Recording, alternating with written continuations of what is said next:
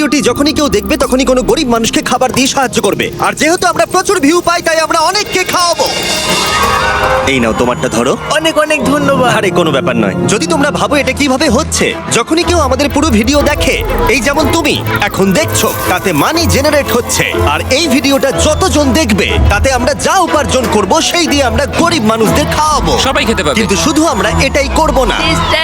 তোমরা যারা ভিডিওটা দেখছো তারা চাষের জমি দিয়ে বিশাল কিচেন তৈরি করে, স্কুলে ছাত্রদের জন্য খাদ্য ভাণ্ডার তৈরি করে, আর শিশু শ্রম রোধ করতে সাহায্য করবে। তাই সত্যি বলতে আমার খুব ভালো লাগছে তোমরা দেখছো। এই নিয়ে এখনো পর্যন্ত আমরা 1500 জনকে খাওয়ালাম। আমি ভবিষ্যতের ব্যাপারে ভীষণ উৎসাহিত। আর আমাদের মিল প্রোগ্রামের জন্য স্কুলের উপস্থিতি দ্রুত হারে বেড়ে গেল। তাই এবার ওদের ক্লাসরুমগুলোকে আপগ্রেড করতে হবে। ওদের স্কুলের ডেস্ক এতই কম যে কয়েকজন স্টুডেন্টকে পাথরের ওপরে বসতে হয়। আমার মনে হয় একটা ডেস্কে 4 জন থাকা উচিত নয়। একদমই, এই ডেস্কে মাত্র 2টো বাচ্চাই বসতে পারে, সত্যি 4 জন নয়। ওদের নতুন ডেস্ক চাই কিনা জিজ্ঞাসা করো। তোমাদের কি ক্লাসে নতুন ডেস্ক চাই? ঠিক আছে, এক্ষুনি আসছি আমি। ভেতরে নিয়ে এসো। আমরা সবার জন্য নতুন ডেস্ক এনেছি। এখন স্কুলে নতুন ছাত্রদের সংখ্যা বাড়লেও প্রত্যেকের এখন বসার জায়গা হবে। দেখো কত খুশি এরা।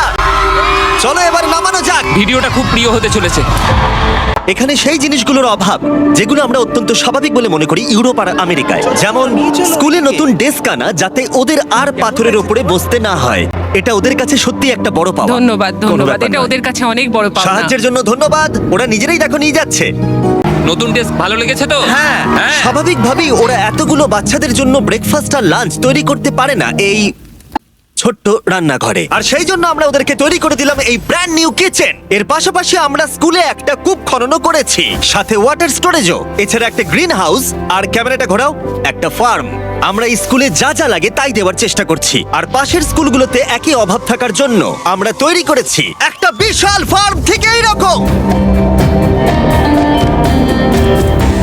আর এ হলো জাস্টিস যে ফার্ম চালায়। ওলেলে সিবা ফার্মে আপনাদের স্বাগত। আমাদের ফার্মটা 2 ভাগে বিভক্ত।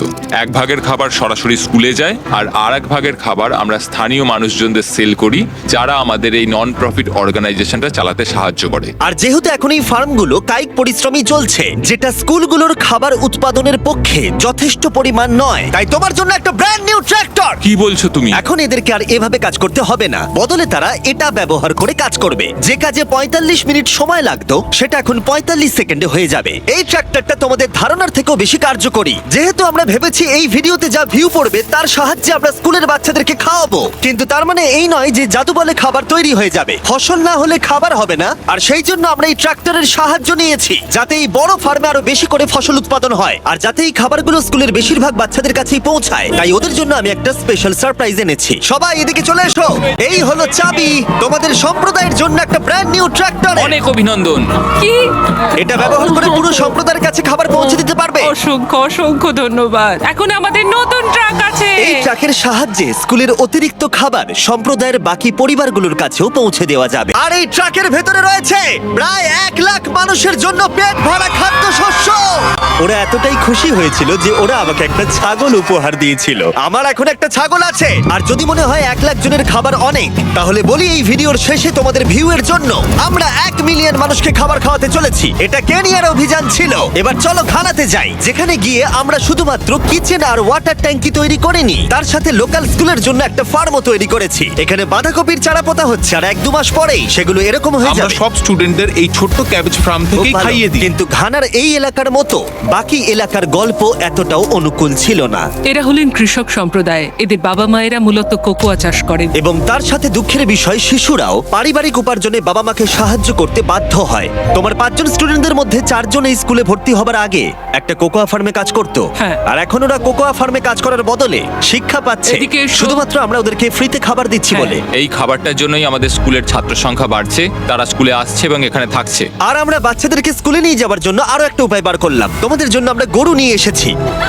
আমরা প্রচুর পশু কিনেছি যেগুলো আমরা ওদের পরিবারদের উপহার দিলাম। এতে তাদের এক্সট্রা ইনকাম হবে, তার ফলে ওরা বাচ্চাদেরকে কোকোয়া ফার্মে কাজ না করিয়ে স্কুলে পাঠাবে। কালকে স্কুলে তোমার প্রথম দিন। হ্যাঁ। Congrats! ঠিক আছে। আর আমরা প্রচুর পশু উপহার দিতে গিয়ে আমি তারিখের সাহায্য চাইলাম, যেটা একটা ভুল ছিল। তারিক, ওখান থেকে একসঙ্গে 10টা ছাগলকে নিয়ে ও এসো। ভাই এখানে তো অনেকগুলো ছাগল রয়েছে, অনেক ছাগল রয়েছে। চলো ছাগল, চলো চলো চলো চলো। আরে আরে আরে আরে আরে দাঁড়াও, না, কেউ না। ছাগলগুলোকে ধরো। আরে আরে ধরো। ধরো ওদেরকে। ঠিক আছে, তারিক, তারিক, ওরা পালিয়ে তারিক, গেল। তুমি ইস্তফা দাও। এগুলো আমরা তোমাদেরকে উপহার দিলাম। আর আমি জানি যে ঘানাতে সেলিব্রেট করার সব থেকে ভালো উপায় কি। তোমরা কখনো চকলেট খেয়েছো? খেয়ে কেমন লাগলো জানাবে। কোনো ব্যাপার নয়। আমাকে দাও না। তোমাদের এর টেস্ট ভালো লেগেছে? তোমরা কি ড্রোনটাকে দেখতে চাও? তোমরা উপরের দিকে তাকালে ক্যামেরাতে নিজেদেরকে দেখতে পাবে।